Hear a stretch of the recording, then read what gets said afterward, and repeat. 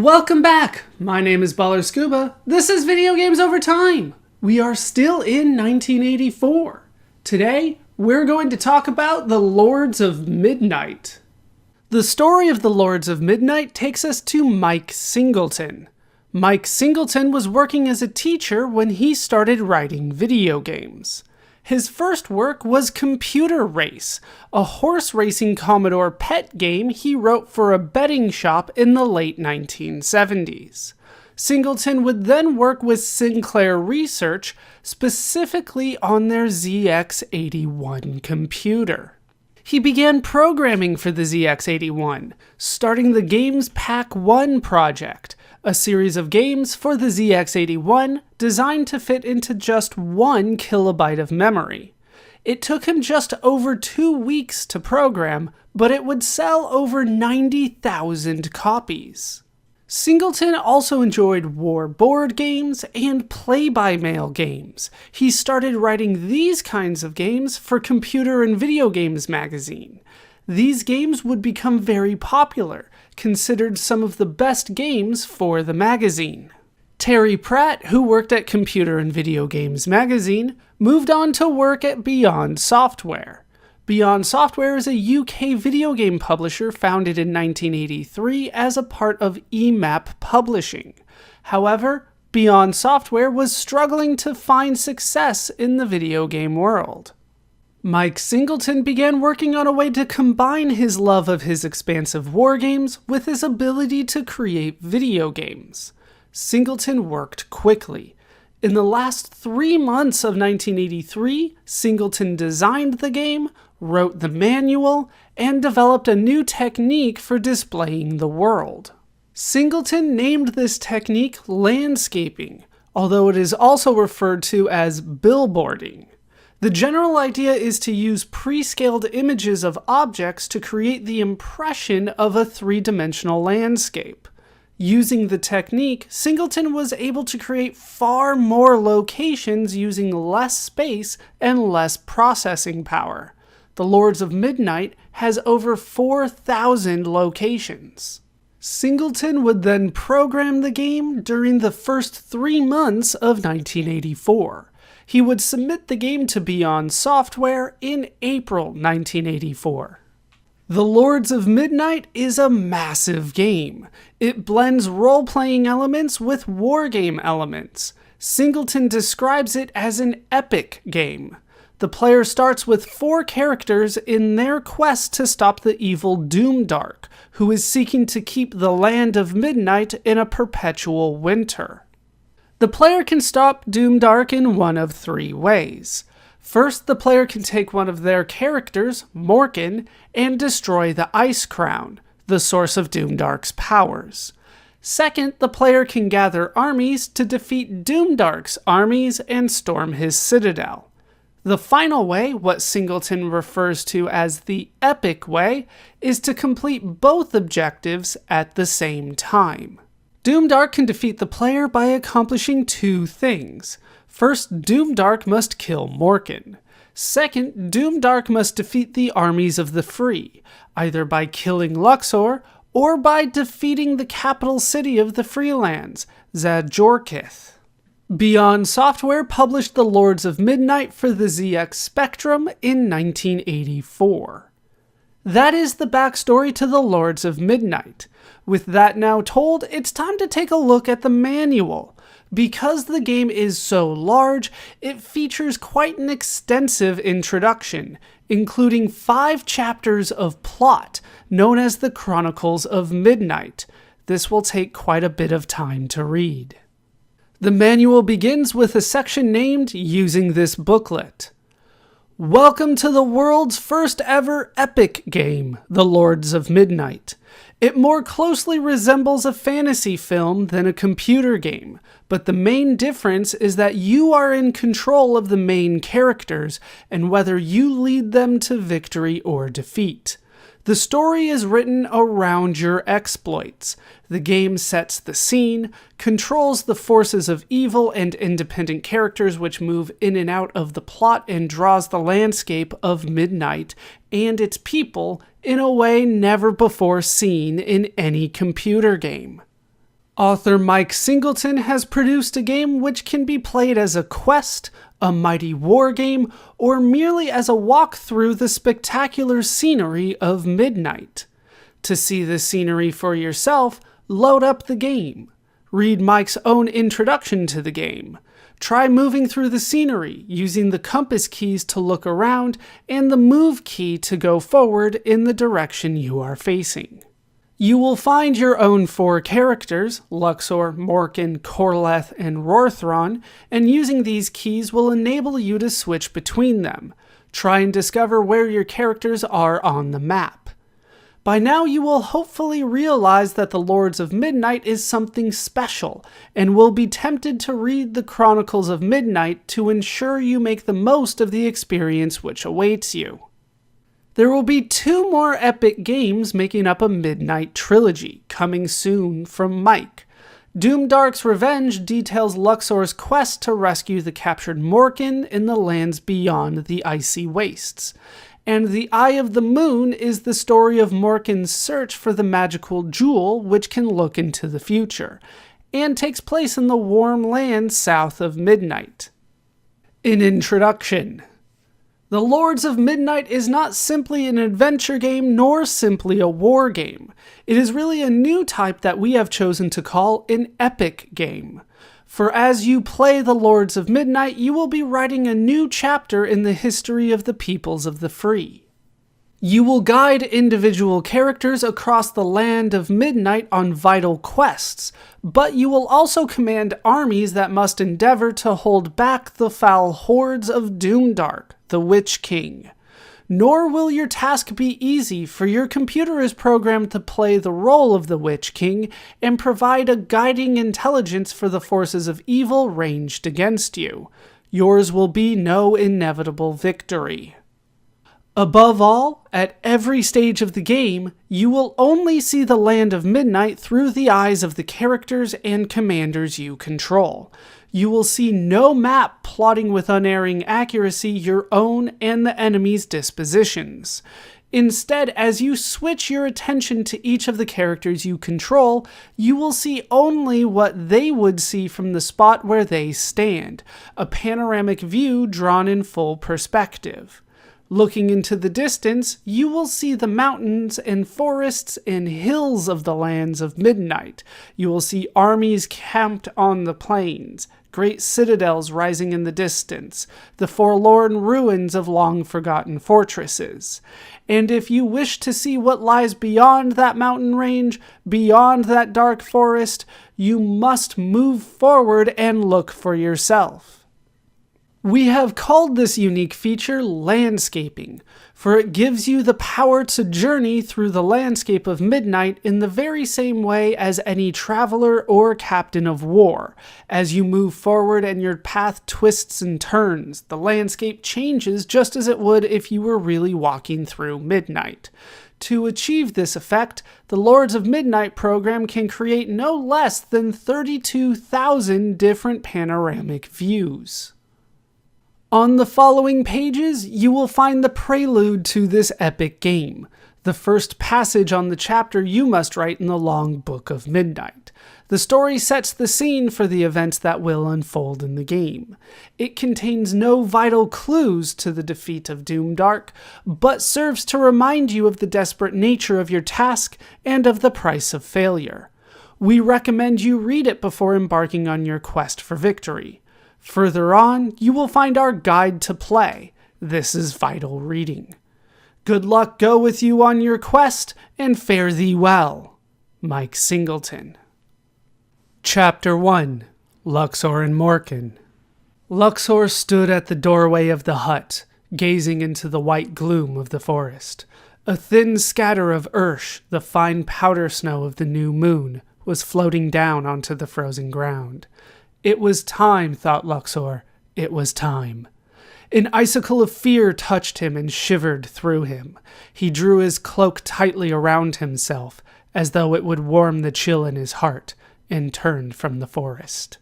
"You are troubled, my lord," said Morkin. The boy looked up at Luxor, his face a mirror of the man's sadness. "The world is troubled," said the forest keeper. He threw another log onto the fire and sent a flock of sparks flying into the smoky darkness of his hut. "Come and warm yourself by the fire, my lord," said the boy. He stood up and offered the stool he was crouched on. "No, Morkin, we must go. The solstice is nearly upon us, and Doomdark is already waking from his slumber. We must reach the Tower of the Moon by tomorrow, yet our ride promises to be long and hazardous." "The horses, my lord?" "Yes, fetch them and let's be on our journey." The boy scurried out. Luxor turned to the forest keeper. "Your fire and shelter have been a precious gift, keeper. I thank you." "If you and your young squire can keep Doomdark's scum from my trees, you're more than welcome," growled the keeper. Then grudgingly he added, "My lord," and spat into the fire. Luxor turned and strode out of the hut into the crisp forest air. Morkin was already astride his horse, waiting. Luxor swung himself up onto the saddle of his white war stallion. Then, at a word to the horses, they rode off into the trees. Ursh was still falling, and in an hour there was no trace of their passing. For many hours they rode in silence, Luxor lost in his thoughts, the boy watching the forest in a mixture of fear and fascination. He had heard the tales men told, and couldn't quite believe they were only tales. Yet the forest had its own vast and lonely beauty, its trees standing still as stones, but each drinking a silent power from the earth that could thrust them, as tall as towers, towards the sky. Morkin felt smaller than he had ever felt. As darkness neared, the boy grew tired of the forest and turned to speak to his lord. Luxor was gazing into the distance as though in a dream. "Why does the solstice trouble you, my lord?" asked the boy. Luxor turned his head slowly towards Morkin. For a few moments he said nothing, and then, as though he had suddenly remembered, he began to speak. "Our world wasn't always white, Morkin. You've heard the legends of summer when the land was green and teeming with life. 10,000 moons ago it was, so long that men barely believe such a time ever existed. Yet the wise remember. They have scrolls that tell of the first snows falling and the first carpets of ice covering the land. Suddenly all the lands of midnight were plunged into this winter of ours. Then came famine, a great famine that ravaged our people, and with famine came war." "But the solstice, my lord," insisted the boy. "I am coming to it, Morkin, I am coming to it. The wise shut themselves up in their towers and let war take its course. They had not foreseen this winter, yet they knew that war was the only way, for the lands that had teemed with people in the long moons of summer could not feed such a throng any longer. Only one of the wise, Grifalin the Stargazer, stayed with his lord and gave him much counsel concerning war and conquest. Grifalin was astute, his advice was well measured, and soon the lord he served was powerful throughout the lands of midnight, no longer a mere lord, but, by conquest, a king." "Was that Doomdark, then?" asked the boy. "No, the king was not Doomdark. Lord Ushgarak reigned for but 12 moons before Grifalin had him murdered and took the crown for himself. The people and the lords were not displeased, for they knew Grifalin had advised wisely, and they knew nothing of his crime. They told each other that Grifalin the Wise would see them through. So he did, after a fashion, but he ruled not through wisdom, but through fear and slaughter and sorcery. As the years passed, an icy chill spread through the hearts of those not already enslaved to him. No longer did people call him Grifalin the Wise, but instead Doomdark, Witch King of Midnight. Even this was his own doing, for it pleased him to know so many trembled in fear of him." "So Doomdark is one of the wise," said Morkin in surprise. Who else but they could wield such power? Asked Luxor. You could, my lord, the boy replied fiercely. Luxor smiled. Your heart speaks louder than your head, Morkin. I would not seek such power, even if I could wield it. But my lord, what of the solstice? Why is the solstice so important? The solstice, Morkin, is the deepest, darkest day of winter. The Witch King, by his sorcery, draws his power from the very winter itself. He sucks from its heart the cold that fills his own, and turns its icy force to his own will.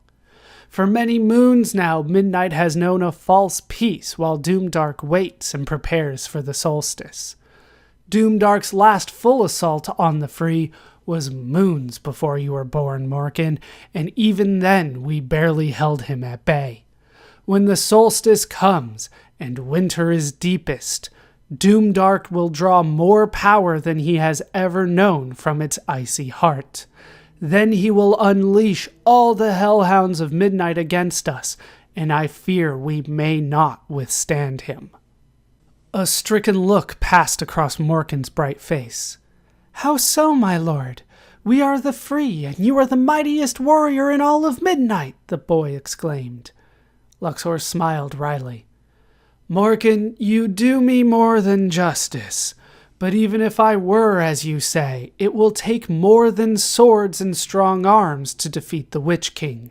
In the last war he made against us, I slew score upon score of his foul creatures, yet always there were more to take their place.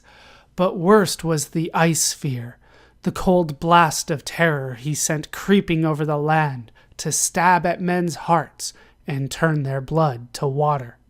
This time it will be as cold as the frozen wastes. Even they can be crossed, so the legends say. Perhaps, Morkin, perhaps. Morkin was silent for a moment, as though lost in thought.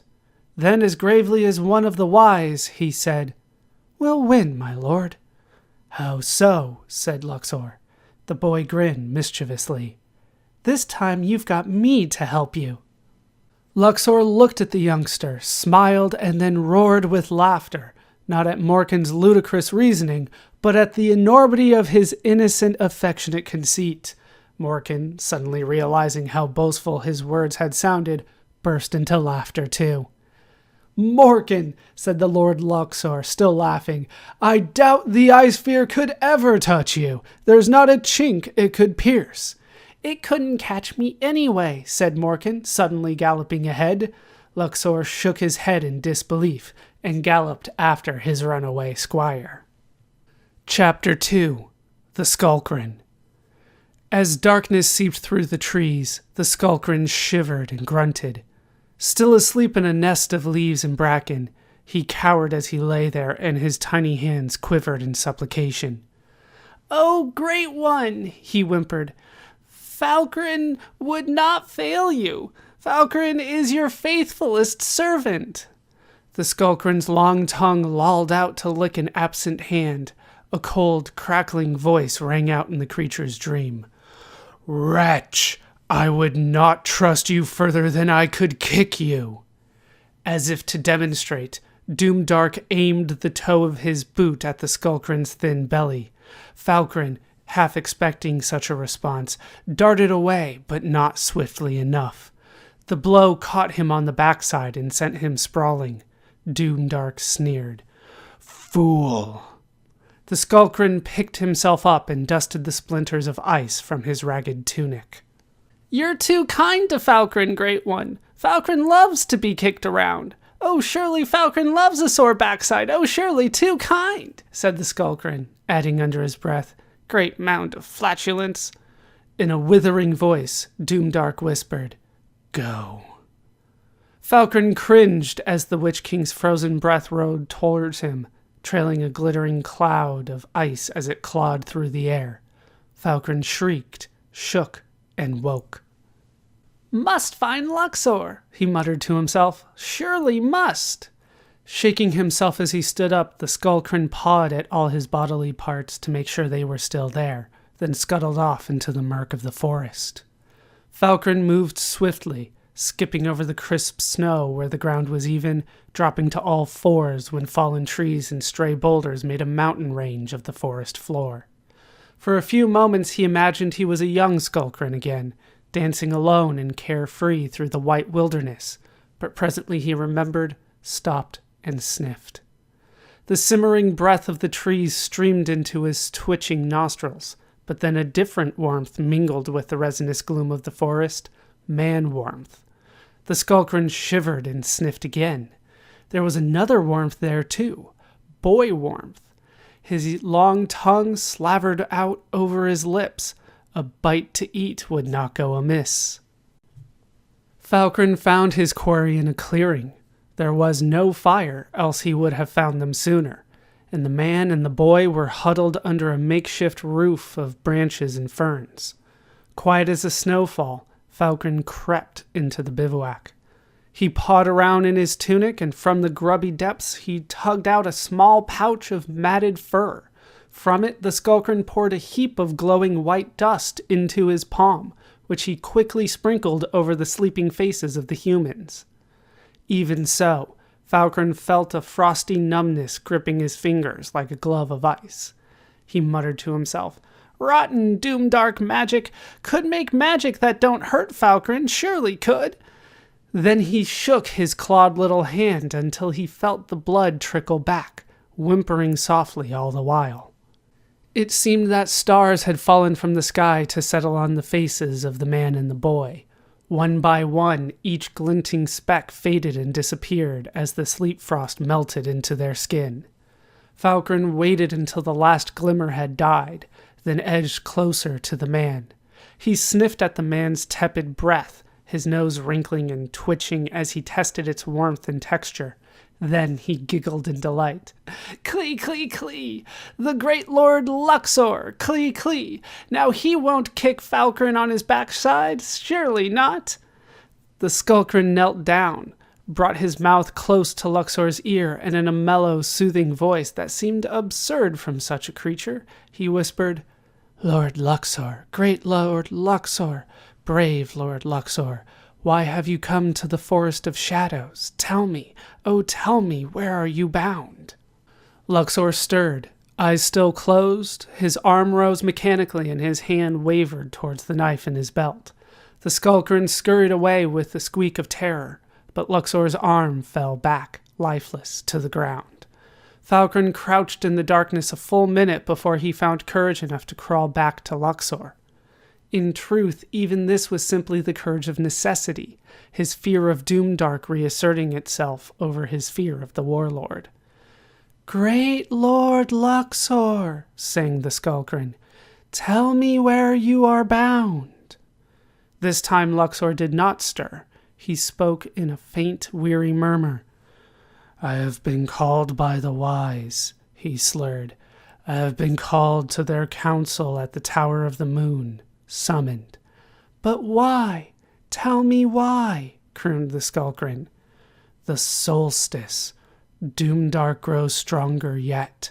We must act. I know no more. The wise keep their own counsel." Skalkrin guessed this was the truth. Though a great warlord of the free, even Luxor would not be privy to the secrets of the wise. "Bah! Great war lump! Might as well tell Doomdark the sun will rise tomorrow. Sore backside for Skalkrin." Then a thought struck the Skalkrin and he grinned a jagged twinkling grin. "Oh great lord, how do you think of the Witch King? Is he not greater than you?" hissed the Skalkrin. "Doomdark is hag spawn, a foul pestilence, a piece of scum adrift on the fair waters of midnight. If he fought like a man, I would slay him in 2 breaths." The Skalkrin convulsed in tremendous giggles. Though he shivered at the thought of him, there was nothing more deliciously exciting than to hear him insulted. Suddenly, a cold breath trickled down Skalkrin's neck. His laughter stopped just as suddenly, and he clenched his hands together. "I wasn't laughing, oh great one! Oh no, surely I wasn't!" Only silence and the gentle whisper of the trees was the reply. The Skalkrin sighed and smiled crookedly. Silly Skalkrin, can't hurt you here, can he? He swiveled round and turned to the sleeping boy. He snuffled at his face and shoulders and chest. Fresh and so warm, he declared. Morkin was lying on his side towards the Skalkrin, with his bare forearm hooked in front of his face. Falkrin tugged another pouch from his tunic and poured some more white powder into his palm. Sparingly, he sprinkled it over the boy's arm. No melting glow could be seen, for this time the white dust was more mundane. It was salt. Falkrin opened his jaws wide and ducked eagerly forward. Just as the Skalkrin's fangs were about to sink into the morsel prepared, Morkin opened his eyes. Had the Skalkrin been turned to ice, an event not unfamiliar to Doomdark servants, he could not have stopped in mid-bite more swiftly. For half a moment, Falkrin was at a loss and could only stare in amazement and terror. Then, a half moment more, and his gaping bite had suddenly transformed itself into a broad grin. "Hello, young sir," the Skalkrin gulped. He gulped again as a knife point pressed sharply against his throat. "If you so much as twitch, little furry one, you'll twitch no more. What's your business with us?" "Nothing, young sir, nothing, surely. Falkrin only seeks warmth and shelter. Gets fine hospitality, too. Knife at his throat. Questioned like a criminal. Fine hospitality, surely." "Oh," said Morkin mockingly, "hospitality in your country stretches to becoming a meal for your guests. Fine hospitality, that."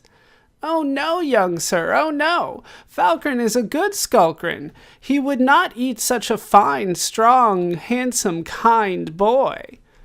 "The salt, then, is for good luck, I suppose?" "So clever, young lord, surely, yes, good luck, course."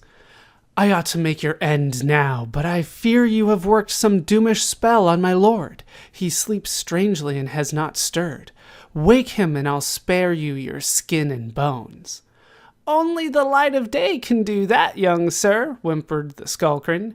"You're lying, fur thing," said the boy angrily.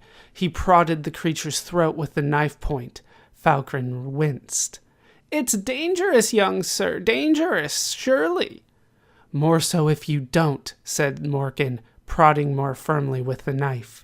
"I think perhaps I should try to wake him, young sir," squeaked the Skalkrin. With his knife hand, Morkin waved the creature towards Luxor.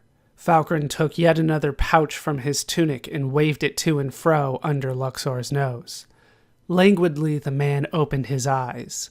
For a moment, Morkin's gaze left the Skalkrin.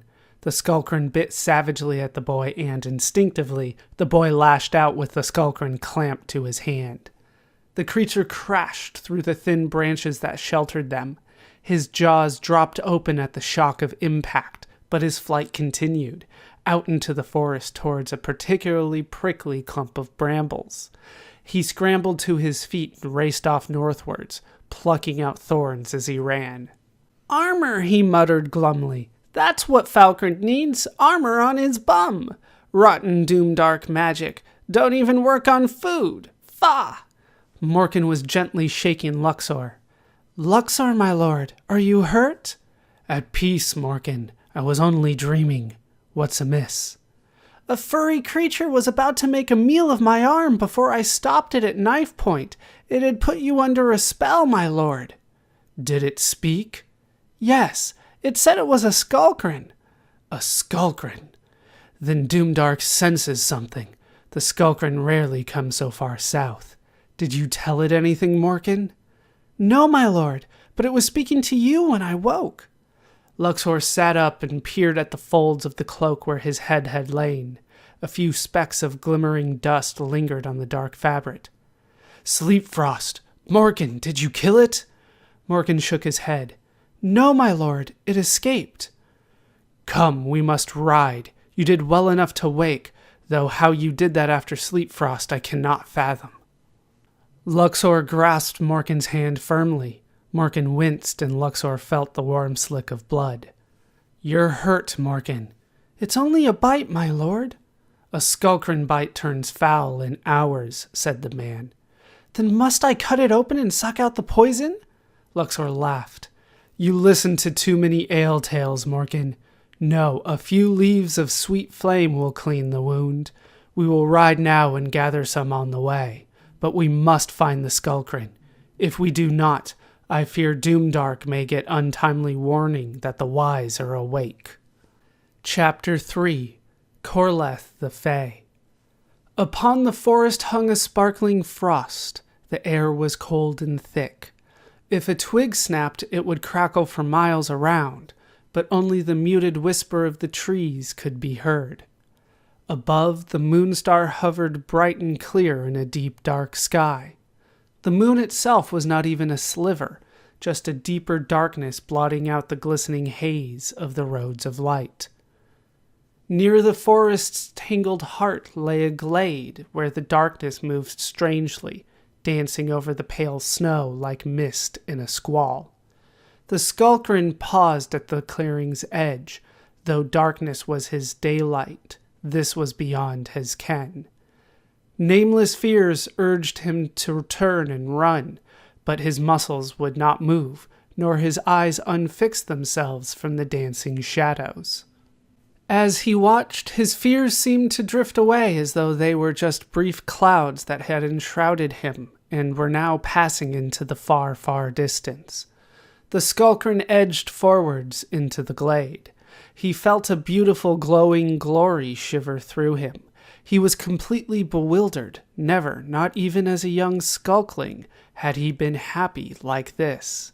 Unaccountably, he felt good and kind and gentle. The feeling gnawed at him like an aching tooth. In a daze, he wandered to the center of the glade, and as the shadows danced around him, he peered up at the moonstar. Its bright needles of light pierced him with wonder. His mind had never before grasped what beauty was, and now the strange, intoxicating experience overwhelmed him. In a gentle, lilting voice, he began to sing a song he had never heard. The forest filled with the Skalkrin's fleeting song. The smaller creatures of the night, hearing only the deadly burr of a Skalkrin, however well disguised, fled to the burrows and nests. The larger creatures paused, as bewildered as the Skalkrin itself, and then quickly passed on their way, suspecting some devious Skalkrin trap. Yet there was one who heard and understood. Waking himself easily from his walking sleep, Corleth the Fae turned and made his way towards the strange singer. His long flowing strides carried him swiftly to the glade. There, at the edge of the clearing, Corleth stood and watched the tiny man-thing as it sang from the bottom of its ill-used heart. In a soft, deep whisper, Corleth added his own voice to the refrain. Then, as if prompted, a breath of wind murmured through the trees, and the whole forest seemed to hum with joy. Gradually, the Skalkrin's song shriveled to silence. The creature stirred from his dream and looked around himself. The dancing shadows had gone, but across the clearing he spotted a tall, dark figure clad in a cloak that seemed to shimmer with stars. Corleth stepped forward, laughing gently. "Now, little Skalkrin, you know what it is to be a child of the earth, not just a spawn of the Ice Lord." Falkrin smiled foolishly, not knowing what to say in reply. He scampered up to Corleth and stroked his cloak of midnight blue, gazing in wonder as tiny pinpricks of light glinted in the gaps between his fingers. "Come, little Skalkrin, tell me on what mischief you are bound." "None, my lord," lied the Skalkrin automatically. Then, having said so, he suddenly regretted it. A longing to be truthful stabbed so fiercely at him that he cried out with a squeal of pain. Even so, his Skalkrin ways were not so easily abandoned, and the most he could bring himself to say was, "None of my own, Fey Lord." "I need not ask whose," smiled Corleth. The Skalkrin shook his head slowly from side to side. "I have been bad, my lord. I sprinkled sleep frost on the Lord Luxor and found out where he was bound. and the boy who served him, well, I was hungry. Even Skalkrin have to eat, my lord. He was a nasty boy anyway. He prodded my throat with his knife." Corleth's eyes lit with sudden anger. The Skalkrin realized his mistake and babbled away in fearful haste. "I only gave him a nip on the hand. I didn't eat him. He was a kind boy, a nice boy. Surely he was," whined the Skalkrin. "Be at peace, little Skalkrin," said Corleth. "To each his own way. I know in truth you are but a tool in the hand that made you." The Skalkrin began to fidget nervously. "The cold one will frostify me for sure. He sees thoughts, sees thoughts. Can't escape him. Make me forget, Fey Lord. Surely you can make me forget." The Skalkrin looked up at Corleth with wide, pleading eyes. Corleth shook his head. "I cannot save you from the beauty of the world. I can make you forget this forest, this glade, but you have tasted the sweetness of life, and that is beyond my powers to dispel. Besides, how could I bring myself to steal such a remembrance from you? Better kill you than cripple you again." "Very kind of you, surely, but I wouldn't want to put you to any trouble," said the Skalkrin. Corleth laughed. "You have a wry tongue, Skalkrin. It may save you yet. Here, a small gift for you before I leave." Into the Skalkrin's hand, Corleth dropped a small amber crystal. The sphere lay in Falkrin's palm like a tiny sun, glowing with its own soft and soothing light. The Skalkrin gazed on it and smiled. He felt it was very precious. A single tear trickled down his cheek. No one had ever given him a gift before, and Falkrin was sure this was peerless amongst all gifts that had ever been given. "Thank you, my lord," he gasped and tore his gaze from the jewel to look at Corleth. Corleth was already disappearing into the dark of the forest. "Wait, my lord, wait!" cried the Skalkrin. A deep and distant voice called in reply. "Farewell, little Skalkrin, and begone swiftly.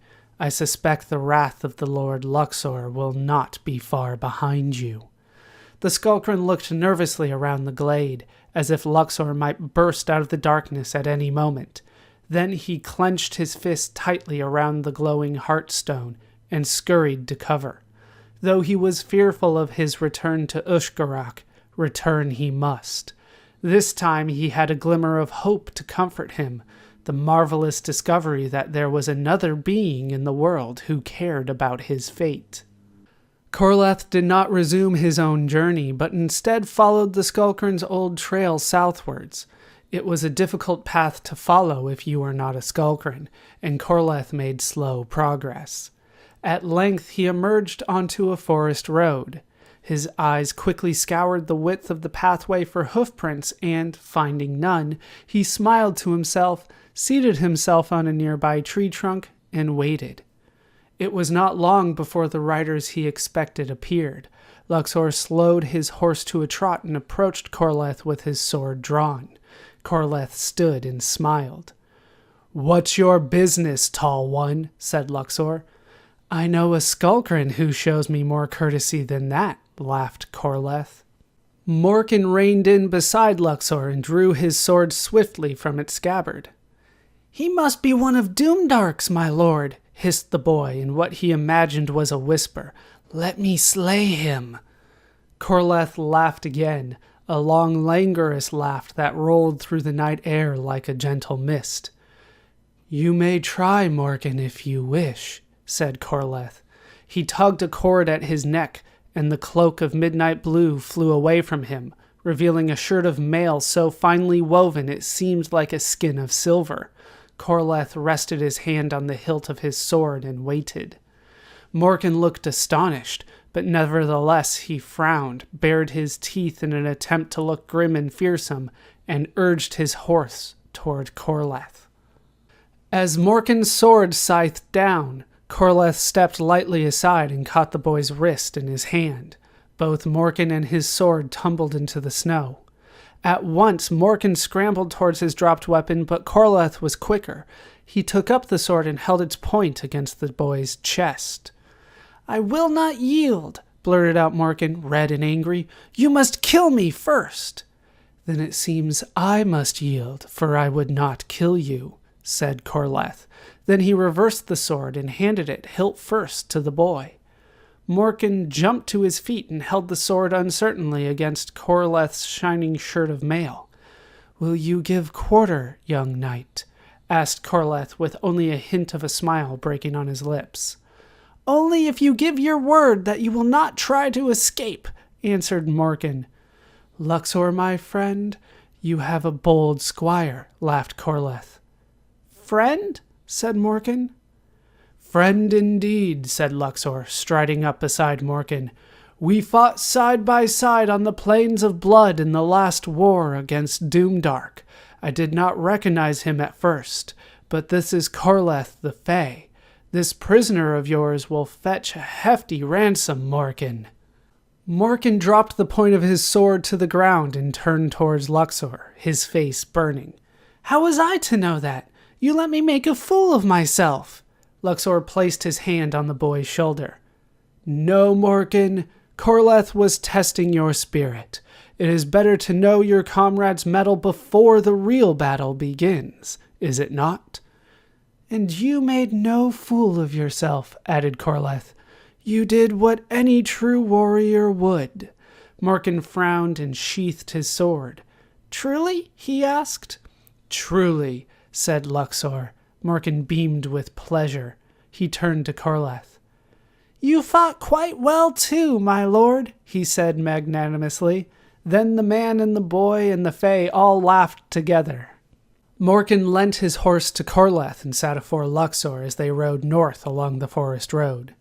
Luxor did not wish to lose more time than necessary, and didn't mention the matter of the Skalkrin until they were on their way. When he did relate the tale, Corleth remained silent until Luxor had finished. Then at last he spoke.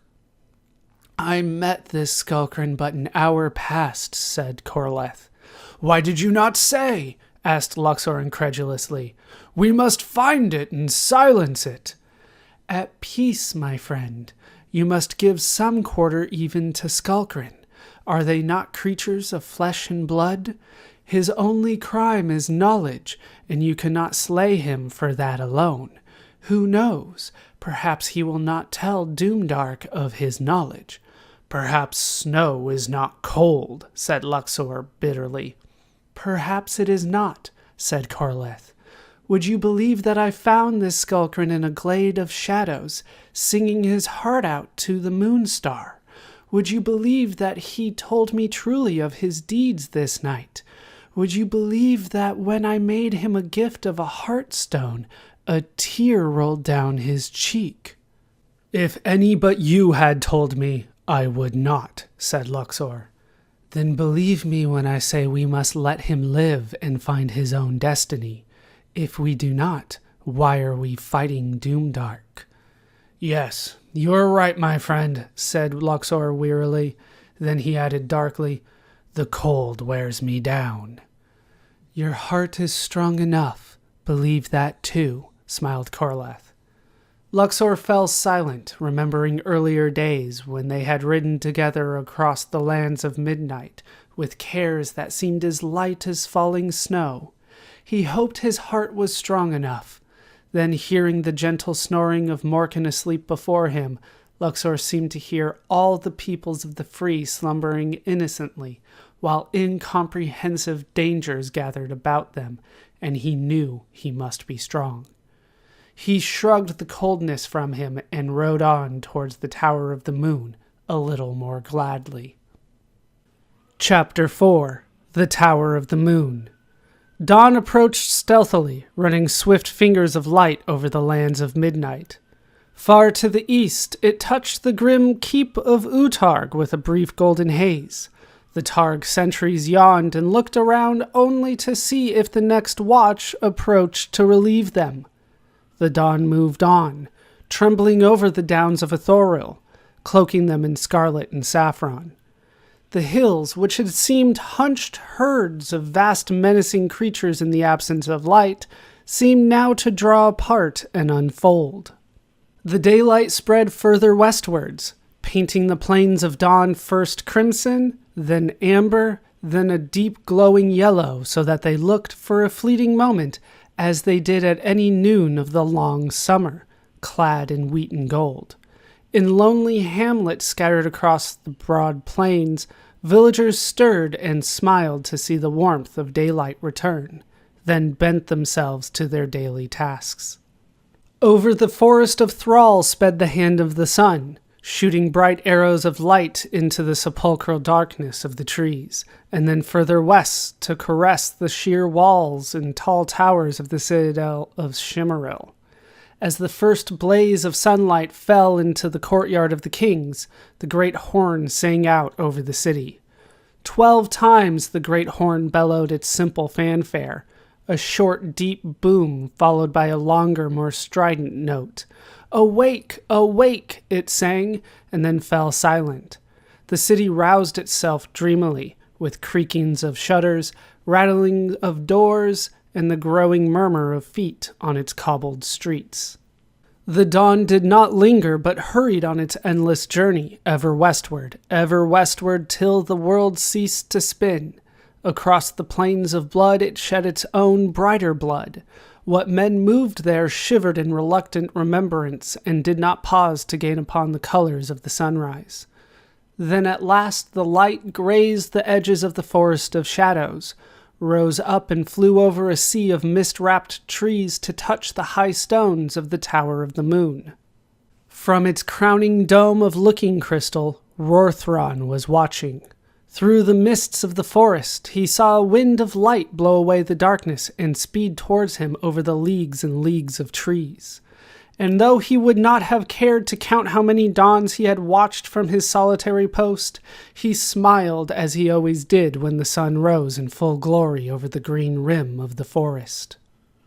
Rorthron turned and looked to the west, where the light still advanced inexorably upon the dark army of trees. He sighed. Such a brief summer this starved sun brought each day. He had been not much more than a boy at the height of the long summer. Then the great disk of the sun seemed to fill the sky. A day seemed to stretch forever as the languid hours glided by, and people sought cool shade, not crackling fires. It did not seem 10,000 moons ago. Rorthron shook his head as if to deny that the long summer had ever existed. He roused himself from his memories and set his gaze beyond the horizon. He looked first to the north, to Ushgarak, the eye of his mind not seeing pictures but instead absorbing a crowd of thoughts that clamored in the far, far distance. There was much commotion in the great citadel. Men and fouler creatures were preparing themselves for war. The captains of Doomdark were tallying supplies, marshalling their war bands, bustling to and fro in the Winter Palace with last-minute orders and requisitions. Their thoughts were only of victory. Already they were exultant at the havoc they would wreak, the vast slaughter that lay at their command. The lesser minions of the Witch King were less sanguine. Though they too had no doubt of the final victory, they knew equally that they might not be granted the privilege of enjoying it, knew that their lives were the coinage of war to be spent wantonly as their cold master decreed. Some were filled with disgust at themselves that their weakness and abject fear had brought them to this, fighting in the service of the loathsome Doomdark. Others, more pragmatic, simply counted themselves lucky that they, at least, had a chance to survive, whilst the enemies of the Cold One most certainly did not. And there were some, of course, who, despite their fears for their own wretched lives, took comfort in the knowledge that soon they would be reaping a rich harvest of death and pain across the battlefields of midnight, and nourished their uncertain courage with lurid visions of rape and pillage. Rorthron turned away. He had seen nothing he had not expected to see. Yet still it filled him with infinite sadness to see the people and creatures of midnight used thus. The wise had failed. So long ago, in the very dawn of the world, his race had been charged with its guardianship. Now their complacent folly had allowed this to happen, and all they could bring themselves to do was to lock themselves securely in their towers and choose to forget that the world still existed beyond the high stones. At length, Rorthron turned his mind gaze southeast to Corleth and the citadel of Zajorkith. Here was a different commotion, children playing in the streets, wagoners foddering their horses, market sellers calling out to early customers, innkeepers pouring the first ale of the morning into great jugs, blacksmiths stoking their forges. The city was at peace, its people content. And if there were vague fears for the future itching in the depths of men's minds, they were forgotten in the brightness of morning, each dawn a new hope, a new beginning. One day from the solstice, Corleth still had an air of summer about it. The sadness lifted a little from Rorthron's thoughts. While Corleth was free, there was still hope and goodness in the world, and he must bend all his powers to preserve it. Rorthron walked briskly to the stairway and descended from his eyrie to greet the riders approaching out of the forest of shadows. Luxor, Corleth, and Morkin were greeted warmly by Rorthron. They bathed first, after their long journey, and then joined Rorthron to break fast in the high hall. A blazing fire was burning in the great stone fireplace, and they sat before it with Rorthron to eat and drink. There were many tales to be told, but as the day grew older, Luxor turned to more serious matters. "When does the council begin, Rorthron? Surely there is much to discuss." "My friend, it has already begun. I am guilty of a little deceit. No others of the wise will stir themselves. They think I am a foolish old man with a hopeless dream, and will have no part in the coming war against Doomdark. They wait for better times, as if better times will appear by magic out of nowhere," said Rorthron wearily. "This cannot be so!" cried Luxor, aghast. "It is so, my friend. I am the last counsel of the wise." Corleth laughed. "Then at least we can hope for unanimous decisions. Besides, one of you, Rorthron, is worth a score of the rest. We should not be troubled when the hopeless desert us." Rorthron smiled gratefully. Luxor nodded his reluctant acceptance of the truth, and their talk turned to midnight in the realms of the free. In the east, the Targ still preserved a fiery independence. The Utarg of Utarg would suffer none to cross his lands. Free or fey or foul, and though the Witch King was known to have sent embassies to him, only one ambassador had been returned, flayed alive. To the north of the plains of Targ, Kumar had not been invaded for many moons. On its northern borders, the Forest of Whispers had swallowed many a Doomish warband, and to the west, the Marshal of Kumar kept a strong watch on the mountains of Ithril. West of the Targ, Marikith remained free, though warbands had been spotted on the western plains, scurrying for the cover of the Forest of Thrall. Further west, the Plains of Blood had become a dangerous place for the lonely traveler, though still passable by a strong troop. The Marshal of Shimmeril sent frequent raiding parties north into the plains.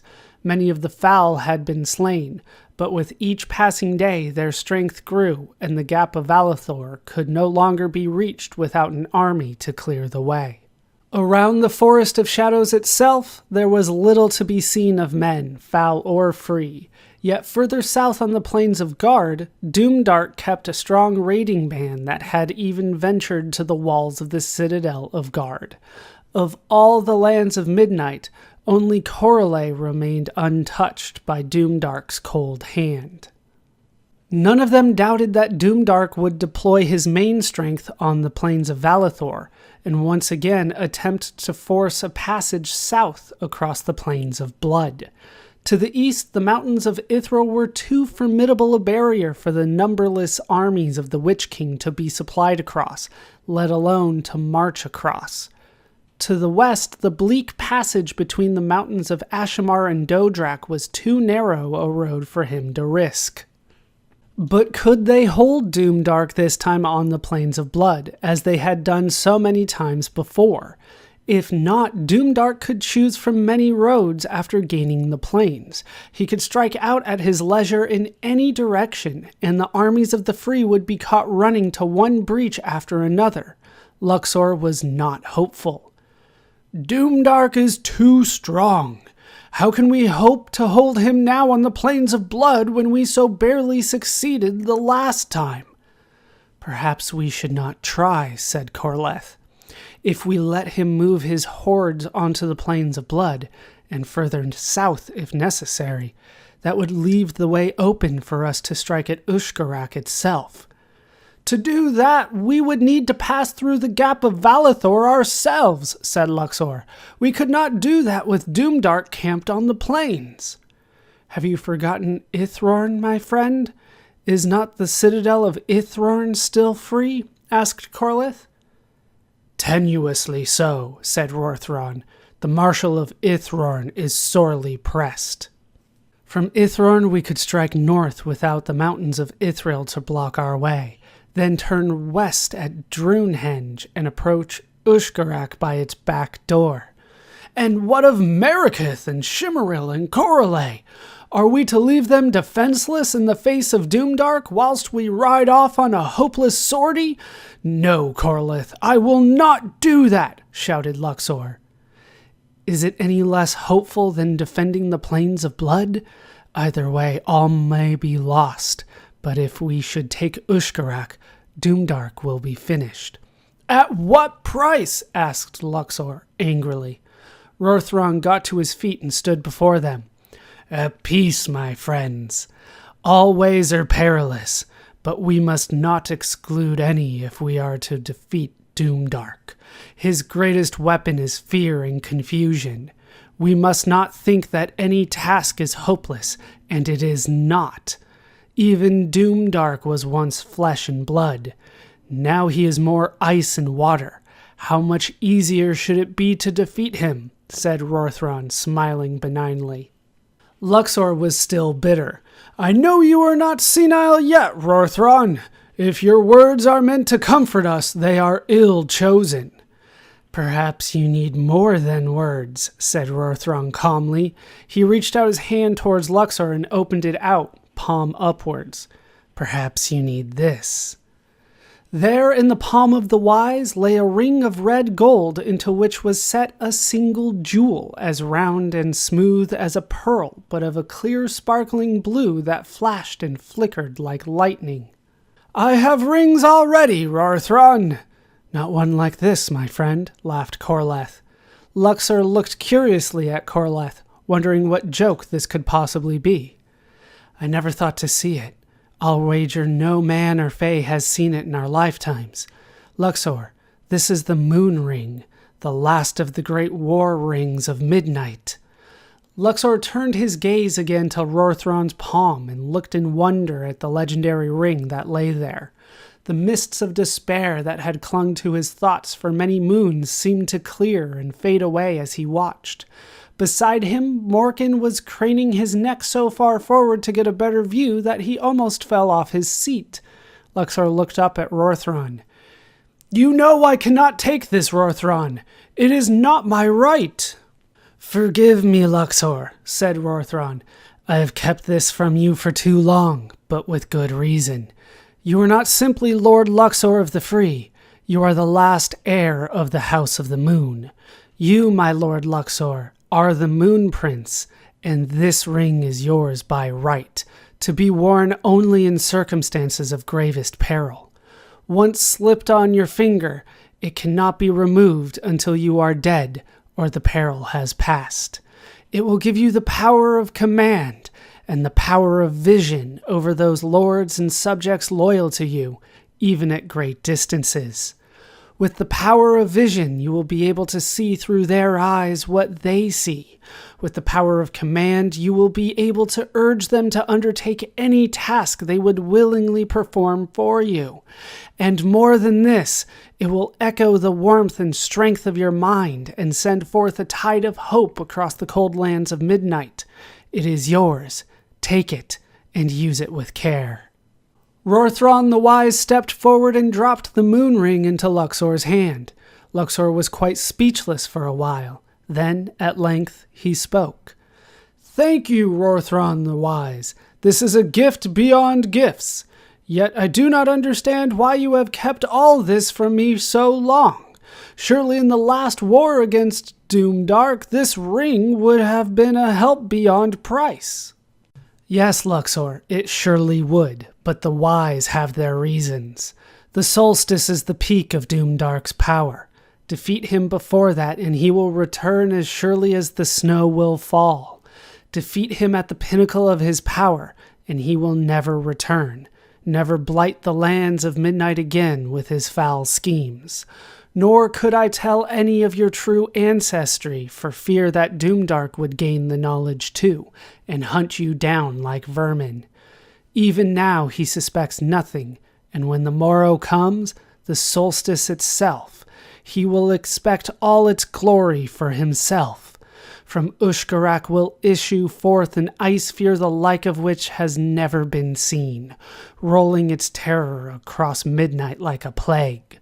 Tomorrow at dawn you must don the moon ring and send a blaze of hope winging across the land, melting his ice sphere, stabbing him with shock that a warmth still exists that can resist him, and filling him with doubt. Then you must ride swiftly to Corleth and rally all the peoples of the free to your banner. You must challenge Doomdark everywhere. Leave one pathway unguarded, one cheek open, and a flood will pour through.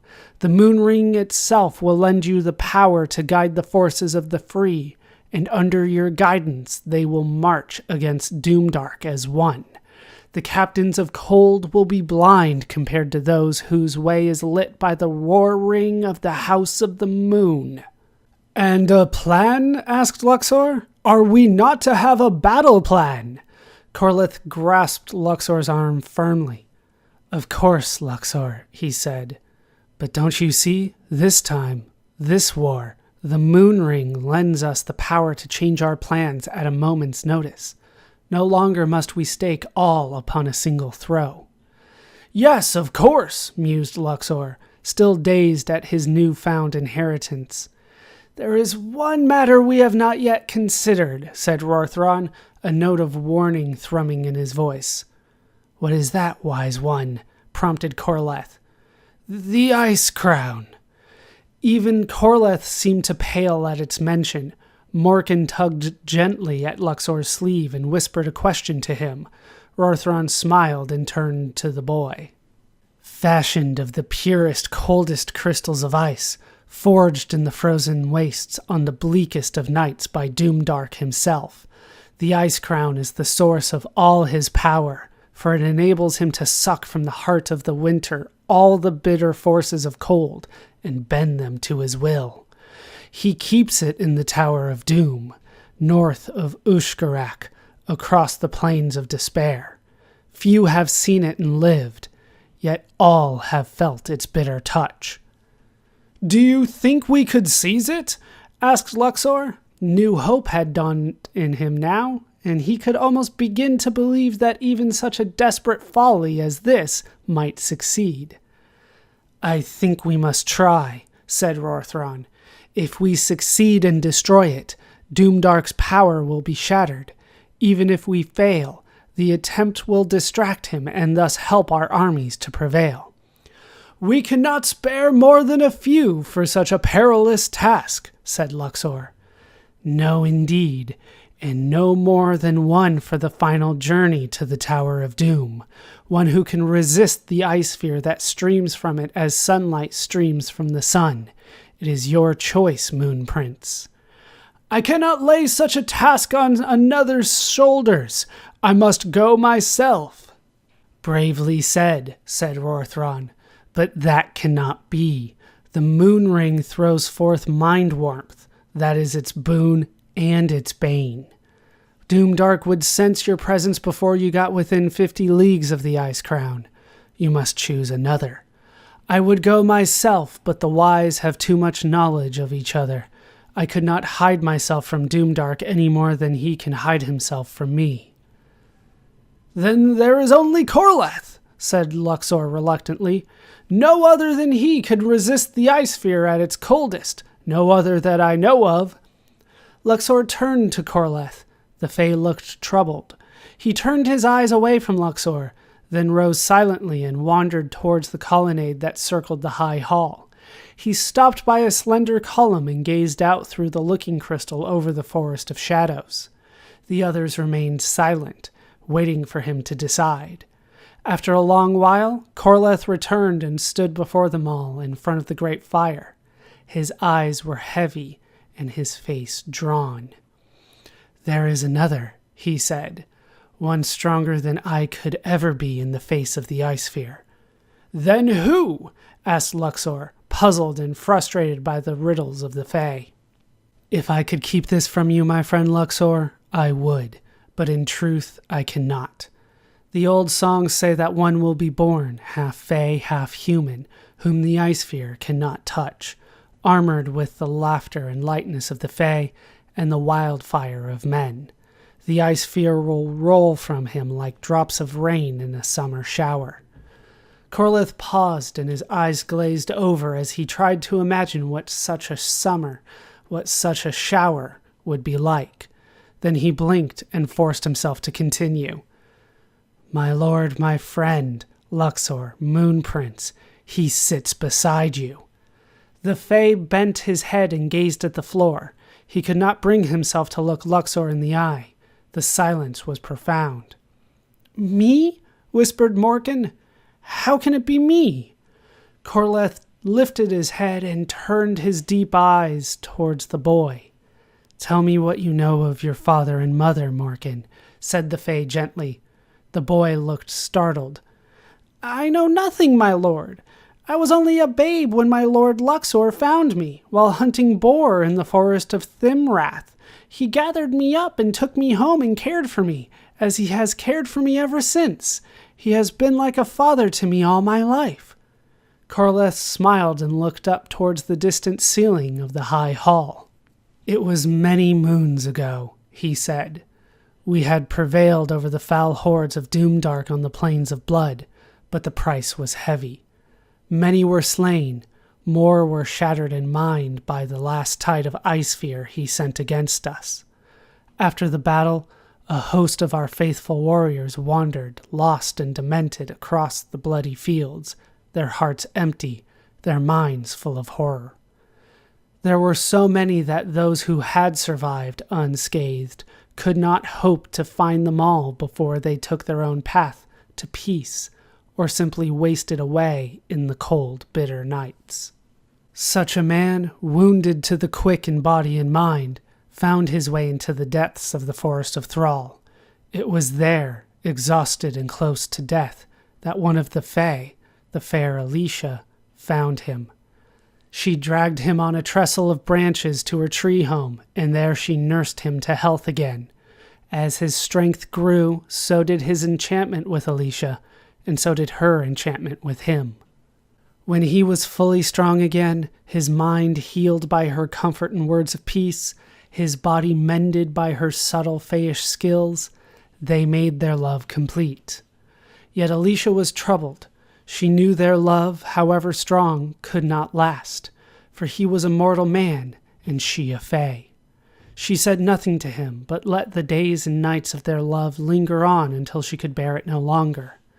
Then, gathering all her courage, she freed his mind of every memory of her, not wishing him to bear the pain of their impossible love. She led him to the southern edge of the Forest of Thrall and watched him dwindle into the distance as he walked out across the plains of Izarath towards the mountains of Morning and his distant home. Some moons later, Alicia bore a child, a rare child, his child as well as hers. Her delight almost overwhelmed the pain of parting, but even in this moment of joy, she thought only of him. Out of love had she made him forget, yet she knew she would not forgo her own memories, however painful. She was determined that he, too, should keep something of the harvest of their love, and so, barely a moon later, she journeyed south with her babe across Isarath and Rorrath to the borders of Corleth. How many times had he told her of hunts he rode in the forest of Thimrath? How many times had he pictured in her mind its winding paths and gentle glades? She knew where he would be. As dawn approached, she listened for the hoofbeats of his horse, and when she was sure, she bundled the babe in warm furs and laid him by the path. She dared not linger for fear that she would cry out as he approached and run to his arms. So, with a parting kiss for her child, she turned back to the north, never to see her son or her lover again. That son was you, Morkin. Your father is my friend, Luxor. Rorthron the Wise sniffed loudly and dabbed at his eyes with the long sleeves of his gown. Luxor, for the second time that morning, was dumbfounded. But Morkin, brimming with joy, leapt to his feet and flung his arms around the Moon Prince. "You always have been, and now it's true," he said. In some confusion, Luxor smiled and returned his son's embrace. "It is all I could wish, Morkin," he said, then added, "save that all secrets were as happy as this when revealed, and revealed sooner." Suddenly Morkin whirled round on Corleth. "Yes, why did you keep this secret from my father? You are his friend." "And yours too, Morkin. The Fae have long suspected that the House of the Moon still survived. The wise are not the only guardians of knowledge. I could not be sure until today when Rorthron held forth the moon ring, but since I have known him, I have harbored a secret hope that your father was the Moon Prince. I did know, as Rorthron did, that Doomdark suspected nothing. To have revealed your kinship would have placed you both in double jeopardy as it does even now. My words may yet be your death, Morkin. I pray you will forgive me. These are dark times." Morkin looked subdued. "I suppose you did right, my Lord Corleth. It is I who should be sorry, not you," he said grudgingly.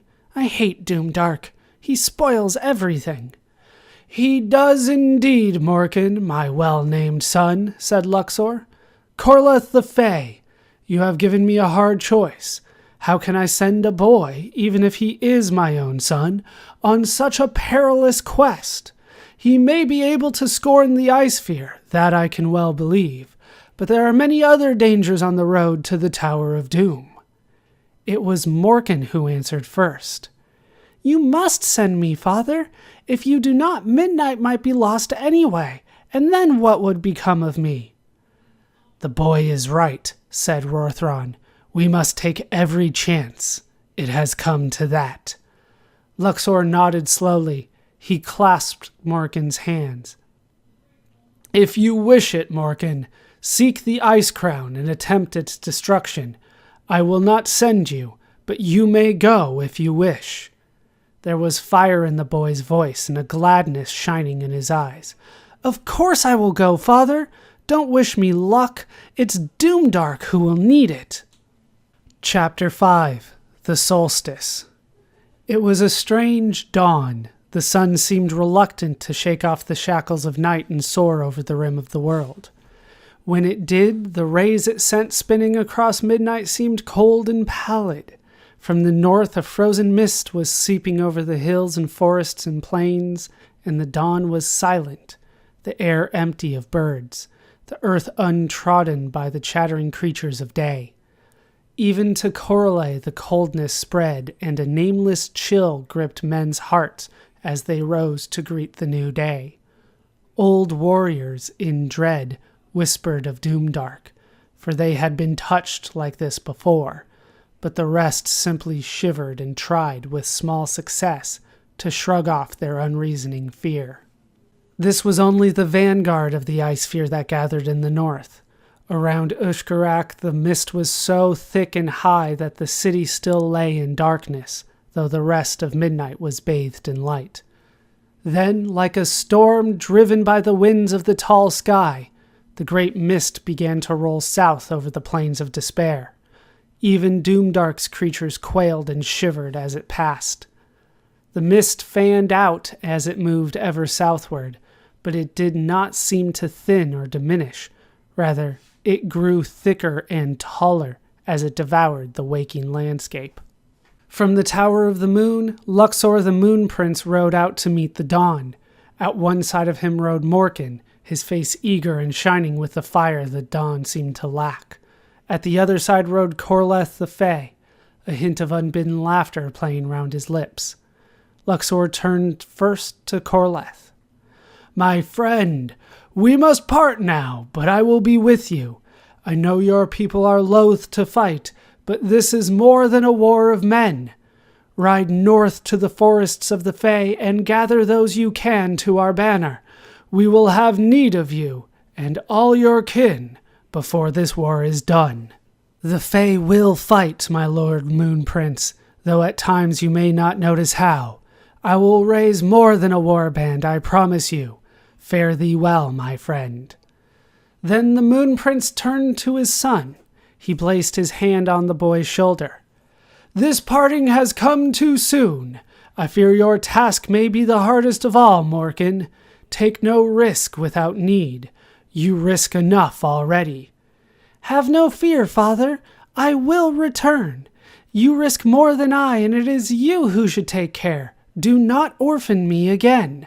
Luxor smiled. "I will try not to. Farewell, my son." The Moon Prince turned to the southeast, towards Corleth. He took the moon ring and slipped it on his finger. In his mind, the distant murmur of battle seemed to grow, and a warm fire burned in his blood.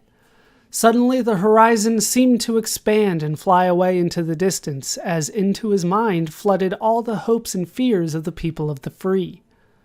He drew his sword from its scabbard and held it aloft, then spurred his white stallion towards the forest of shadows and distant Corleth. "Arise, midnight!" he called as he rode. "Arise the free! Peril and doom lie at our gates. Waken your valor! Arm yourselves with courage! We ride to conquer Doomdark forever! Arise, midnight! Arise!" His war cry rang out across the still dawn, flying over the forests and hills, whispering over the plains, in the distant citadels of the free, in Ithrorn, in Marraketh, in Shimmeril, in Kumar, and in Grad, and in Zajorkith. Men paused and looked about themselves, imagining they heard a faint echo whose words they couldn't quite catch yet, which quickened their hearts and made their blood race. Then, as if swept by a sudden wind, though the air stayed as still as the mountains, the dour mist that lay over midnight vanished northwards, shrinking back towards Ushkarak. The full dawn broke suddenly over the land, showering it in a blaze of warmth and light. A wave of hope rippled outwards from the forest of shadows across the country of the free, to far Corleth, to the plains of dawn, to the mountains of morning, warming chill hearts and bringing a glimmer of gladness to midnight that had too long been absent. In the winter palace of Ushkarak, the frozen mist that should have been flowing out in an endless stream was rushing back in. Doomdark flailed his arms through it as it thickened about him. "Back!" he cried. "Back! Fly out! Out!" It was to no avail. The ice fear rushed homewards and sank back into his cold flesh.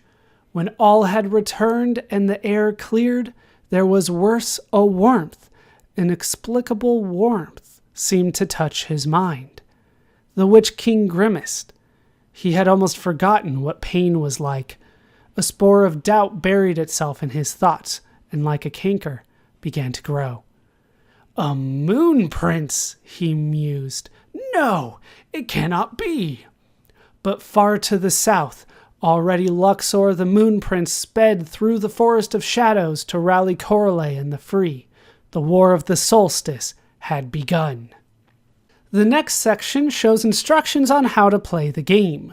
Some highlights of this section include the role you play. You, the player, take the role of Luxor, the Moon Prince, Lord of the Free. By virtue of the moon ring, which lends you the power of vision and the power of command, you can control other characters that are loyal to you, move them through the landscape of midnight, and look through their eyes. Some of these characters are simply individuals. Others are commanders at the head of whole armies. When you move a commander, his army moves with him. The computer plays the part of Doomdark, the Witch King of Midnight, and controls the characters and armies loyal to him. In addition, the computer also governs the actions of the independent characters and forces in the Land of Midnight. A choice of games. There are two distinct ways of winning a victory over Doomdark. The first is by war, by sending armies north to the Plains of Despair and seizing the citadel of Ushgarak from whence Doomdark commands his foul hordes. In such a strategy, Luxor himself will play a major part as a commander in the field. The second way of winning is by quest, by guiding Morkin, Luxor's son, to the Tower of Doom to destroy the Ice Crown, the source of Doomdark's power. Morkin can have no army to help him on his journey, for the Ice Crown sends forth the Ice Sphere which withers men's minds. By virtue of his birth, half human, half fae, only Morkin can resist the utter coldness of the Ice Crown's power. If you prefer a pure adventure, just concentrate on the quest of Morkin. The armies of Doomdark will still march south to conquer Midnight, but the armies of the Free will defend themselves without your guidance, even though they will not make any counter moves. If you prefer a pure war game, ignore the quest of Morkin and concentrate on the assault of Ushgarak. To play the complete epic, however, you should place equal importance on the war that Luxor directs and the quest that Morkin journeys on. Naturally enough, the complete epic takes the longest to play. Of the other options, you will find the quest the quicker game. There are no keys to press to choose which sort of game you play. You simply choose, move by move, which characters you want to guide. At any stage, you can alter the balance at will, abandon the quest and take up war, or admit defeat on the battlefield and try to seek the Ice Crown. If you want to play the Lords of Midnight with your family or friends, we suggest that each player is given control over a particular character or group of characters that you play as a team against the evil Doomdark. Victory for Doomdark. To win, Doomdark, or the computer if you prefer, must achieve two objectives. First, he must eliminate Morkin. As long as Morkin is alive, the game will continue. Second, he must subdue the armies of the Free. This can be done in two ways, either by eliminating Luxor the Moon Prince, who is their commander, or by taking the citadel of Zajorkith in the land of Corleth, the home of all their hopes. If Luxor is killed, you, the player, lose all control over the other characters in the game except for Morkin, his son. If, by any chance, Morkin manages to find the moon ring that Luxor wore, and which was the source of Luxor's powers of vision and command, he can put it on and you will regain control over those characters still loyal to the Free. However, once he does this, Morkin will immediately become known to Doomdark, and his quest to seize the Ice Crown will become almost impossible. If Zajorkith is taken by Doomdark but Morkin is still alive, Luxor can continue the armed struggle against the Witch King. For Doomdark to win, Zajorkith must be Doomdark's and Morkin must be dead, or both Luxor and Morkin must be dead. The Ice Sphere and the Moon Ring. The Ice Sphere is Doomdark's greatest weapon, sapping men's courage and reducing armies to rabble.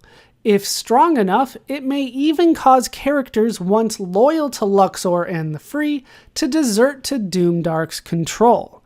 He can use it either as a general effect spread equally over the lands of Midnight, or concentrate it in particular places. The only shield against it is the moon ring that Luxor wears. This radiates the strength and warmth of his mind. The closer a character or army is to Luxor, the less will be the demoralizing effect of the ice sphere. The same applies if Morkin is the wearer of the moon ring. There is one drawback.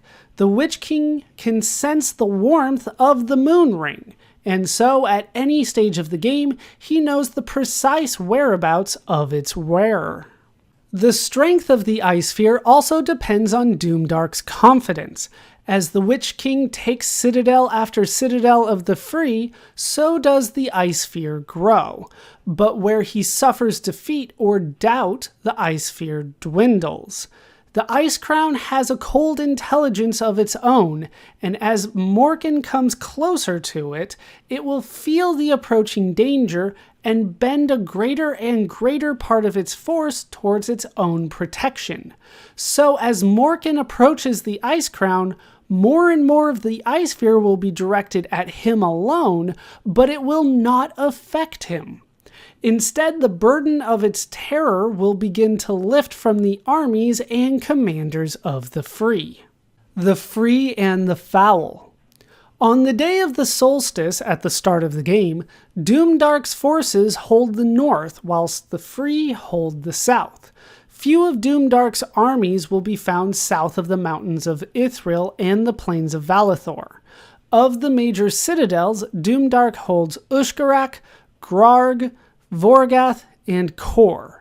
The only armies of the free to be found north of the mountains of Ithril and the plains of Valethor are in Ithrorn and the plains of Ithril. Of the major citadels, the free still hold Ithrorn, Kumar, Marikith, Shimmeril, Grad, and Zajorkith. In the east, the barbarian tribes of the Targ remain independent of both Doomdark and the Moon Prince. In the west, save for the citadel of Grad, the lands lie mostly empty and under no one's sway. The Fae are in loose alliance with the free. They do not seek war, but neither do they relish the thought of Doomdark overrunning Midnight. Their part in the War of the Solstice will be mostly passive. Their homes are the forests of Midnight, and Doomdark's armies will not willingly be allowed passage through these. Corleth the Fae, however, should be able to rally enough of his people to his banner to form one army. The wise have isolated themselves from the world and live like hermits in their tall towers. Doomdark will not bother them so long as they remain withdrawn from the affairs of men, and most certainly they will not aid him. In the right circumstances, it may be possible to seek their help and be granted it. Rorthron the Wise could prove a useful ally in this. The Utarg of Utarg may be persuaded to bring the Targ into the war against Doomdark, especially if the armies of the Witch King are tempted or forced to trespass on his lands. If the ice sphere grows too strong, however, he may lend his loyalty to Doomdark. Of the free themselves, there are many lords. Luxor should first set himself the task of seeking their loyalty, thus gaining control of many armies. Most powerful are the Lord Marshals of the great citadels, but the Moon Prince will find other lords who will also bow to his command. He should not, however, waste too much time seeking out allies. There are others who will make fine ambassadors. That is a look at the manual for the Lords of Midnight. With that now read, it's time to play the game for ourselves, but that will have to wait for another video. My name is ballerscuba. This has been Video Games Over Time. Thank you so much for watching, and I hope to see you in our next video when hopefully we become epic.